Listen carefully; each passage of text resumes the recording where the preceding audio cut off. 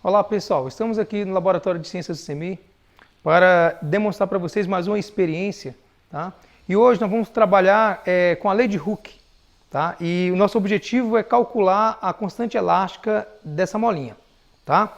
Então, os materiais que nós vamos utilizar são essas pequenas massas, né? Cada uma dessas massas aqui tem 60 gramas, tá? São arruelas que nós agrupamos, tá?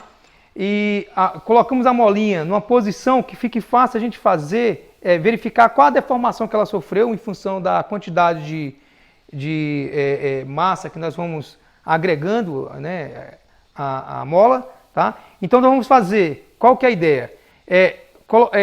Prendemos uma massa aqui na mola e ela vai sofrer uma deformação, né? O professor Edson vai demonstrar isso para vocês, porque tem uma situação que a mola ela se comporta segundo a lei de Hooke, né? Vocês vão ver que existe uma relação entre a força que está sendo aplicada na mola, tá? A força de deformação, tá?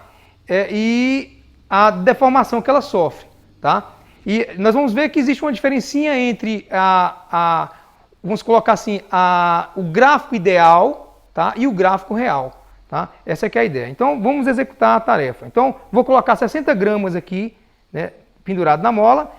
Observe que nós vamos colocar esse nível aqui, ó, como nível 0, tá? Então vamos ver qual foi a deformação da mola após a gente pendurar esse peso de 60 gramas. Então, ó, nós podemos observar aqui, ó, que teve uma deformação aproximadamente de 1,5, né, centímetros, né, nessa escalinha que nós fizemos aqui, ó, para facilitar para vocês, ó. Então, né, tomando como base essa extremidade da argola, nós temos aqui 1,5 centímetros, ok?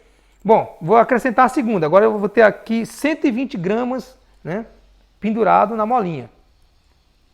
Nós vamos ter aqui, ó, uma deformação maior, né, ó. Que deformação que é essa? Ó?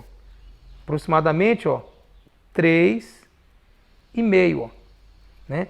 Extremidade aqui, ó, 3,5, 3,5 centímetros, tá?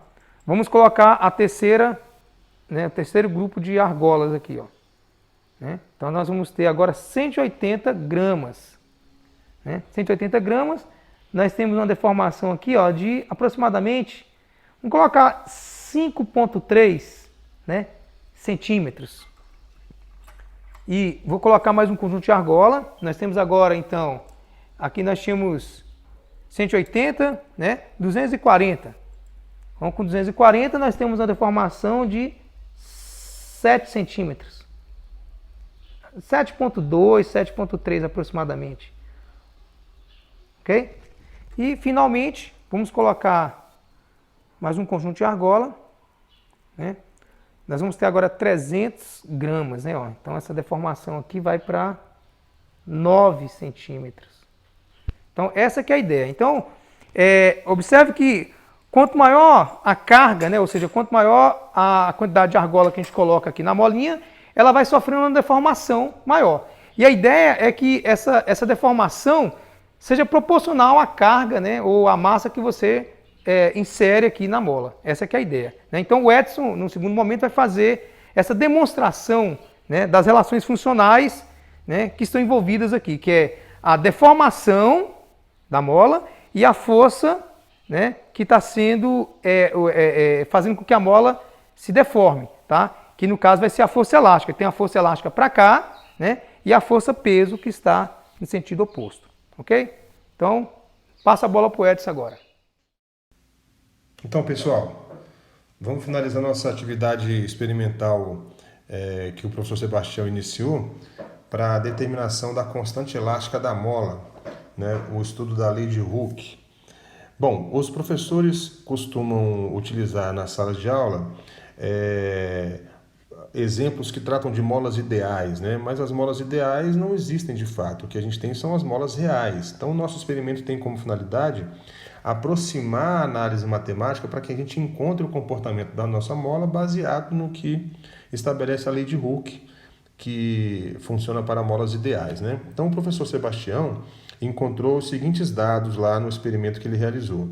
60 gramas provocaram uma deformação de 1,5 cm, 120 gramas, uma deformação de 3,5 cm, 180 gramas, uma deformação de 5,3 centímetros. 240 gramas, uma deformação de 7,3 centímetros. E, por fim, 300 gramas, provocaram uma deformação de 9 centímetros. Vamos lançar esses dados no nosso gráfico, no nosso papel milimetrado, para a gente fazer o levantamento da curva que corresponde ao comportamento da nossa molinha. Então, nosso gráfico vai ter a seguinte estrutura. No eixo das ordenadas, no eixo Y, nós vamos lançar a força elástica, que vai ser agora expressa em unidades de grama-força, né, para facilitar, uma vez que as nossas massas estão em gramas. E no eixo das abscissas, a deformação da mola em centímetros. Posteriormente, vamos transformar a grama-força para newtons, né, utilizando a gravidade terrestre, e centímetros para metros, para ter a nossa constante elástica em unidades do Sistema Internacional. Certo? Bom, lançando os valores aqui embaixo, no papel milimetrado, a gente vai ter aqui a cada centímetro, né, uma marcação: 1, 2, 3, 4, 5, 6, 7, 8, 9 centímetros.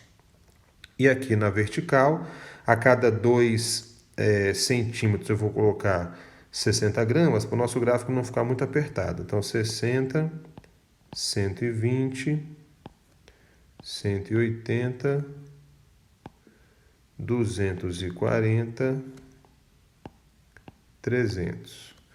Grama, força, unidade de força da força elástica. Muito bem, vamos traçar agora os nossos pares ordenados. O primeiro que o professor Sebastião encontrou foi 60 gramas, 1,5 centímetros. Então, 1,5 está aqui, entre 1 e 2, e vamos levar isso até 60 gramas, que é a força elástica correspondente, 60 gramas força. O próximo, 120 gramas, para 3,5 cm, 3,5 cm está aqui, vamos levar até 120 e traçar o nosso segundo par ordenado. Próximo, 180 e 5,3, 5,5 está aqui, 5,3 um pouquinho antes. Vamos levar até o 180 com um pouquinho de cuidado. A gente então vai ter o nosso terceiro par ordenado. Está aqui o terceiro. O quarto, 240 e 7,3. 7,5 está aqui, 7,3 um pouco antes. E a gente então vai fazer aqui o traço até a força elástica correspondente, que é 240. E aí teremos aqui o nosso quarto ponto do gráfico. Por último, 309. 9 está aqui no final do papel milimetrado, 300 está lá em cima. Vamos lançar aqui no final, bem simplesinho esse. Tá aí. Bom, reparem que esse gráfico, gente, ele tem 5 pontos e esses pontos parecem estar alinhados. Mas se a gente pegar uma régua e fizer realmente uma reta, utilizando uma régua, a gente não vai encontrar todos os pontos sobre a mesma reta. Por que isso? Porque o nosso experimento foi um experimento real e os nossos materiais eram reais. Então, há algumas variações que são previstas no experimento, né, que diferenciam ele da situação ideal de que trata a lei de Hooke. Se nós tivéssemos ali uma mola ideal, um experimento imaginário, uma situação ideal, nós teríamos todos os pontos obrigatoriamente sobre uma reta. Mas como é uma mola real e os materiais são reais, as massas que o professor Sebastião utilizou não são idênticas umas às outras, não são massas que são homogêneas, então tem variação de uma para outra. A leitura que a gente faz na hora do experimento, ela pode sofrer alguma variação de acordo com a posição que a gente olha. A mola por si também não tem um comportamento homogêneo a cada deformação que ela sofre. Então, todas essas variáveis que são de situações reais são previstas e devem ser consideradas no experimento. Então, o que a gente precisa fazer aqui é traçar uma reta que consiga obter a maior quantidade de pontos possível, para que a gente então aproxime o nosso comportamento real do comportamento ideal que se esperaria numa mola perfeita.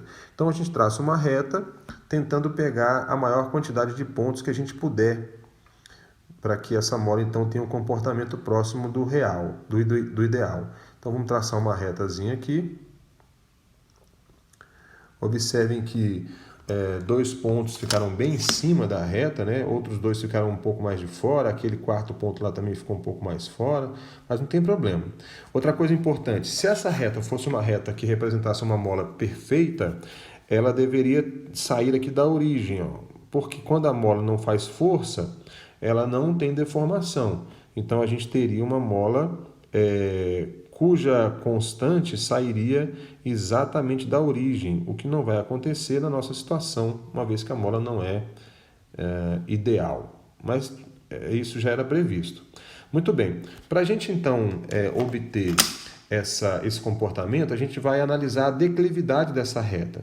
Observem que se essa reta fosse um pouco mais inclinada para cima, fosse um pouco mais em pé, nós teríamos uma mola um pouco mais rígida, mais dura. Se essa reta fosse um pouco mais deitada, a gente teria uma molinha um pouco mais mole, um pouco mais flexível. Então a declividade, a inclinação dessa reta é exatamente o que vai representar a sua dureza, a sua constante elástica.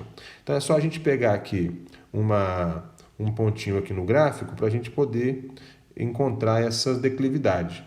Como é que a gente vai fazer isso? A partir desse ponto aqui, a gente traça um triângulozinho com valores que a gente conhece, né, que estejam sobre a reta, né? Então a gente traça um triângulo e vamos analisar esse ângulo aqui, ó, que é exatamente o ângulo de declividade da reta. Ou seja, a tangente do ângulo alfa é numericamente igual à sua constante elástica K. Então a gente vai encontrar essa constante elástica K fazendo exatamente a relação do triângulo retângulo, onde o cateto oposto, que é esse aqui, vai ser a variação da força que a mola vai sofrer, dividida pela variação da deformação que a molinha vai apresentar. Então a gente vai encontrar a variação da força pela variação da deformação. Então, constante elástica da mola é igual a variação da força, qual vai ser? 240 menos 60, 240 menos 60, isso aqui em grama força, dividido pela variação do comprimento, que é 7,3 menos 1,5. Isso em centímetros. Fazendo essa operaçãozinha, a gente vai obter exatamente 240 menos 60, 180 grama força. E 240 menos 60. E agora 7,3 menos 1,5. 5,8 centímetros. Finalizando essa continha aqui, 180 dividido por 5,8, 31,03 grama força por centímetro.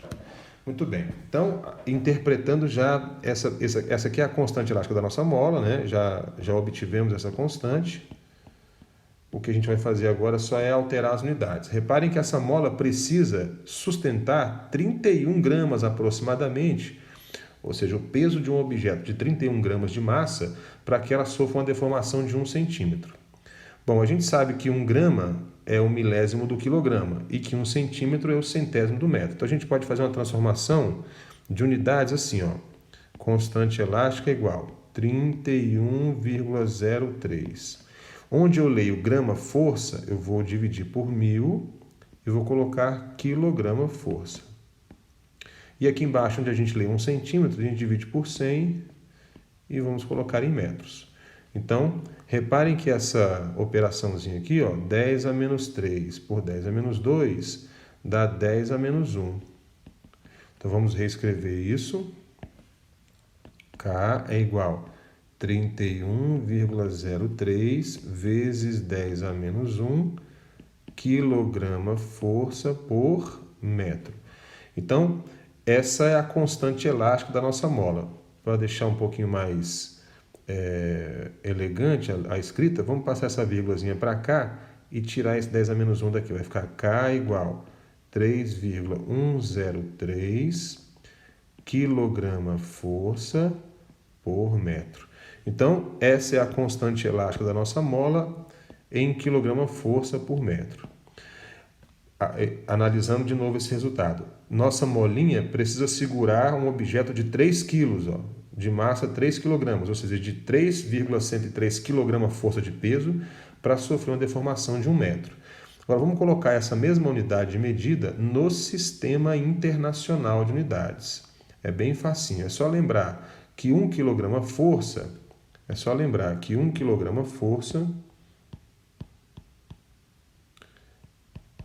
é igual a 9,8 newtons, considerando a gravidade terrestre de 9,8 metros por segundo ao quadrado.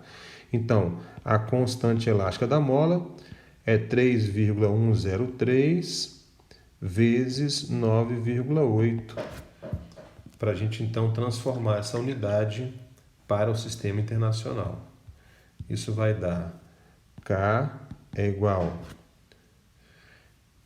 3,103 vezes 9,8 igual a 30,4 newtons por metro aproximadamente.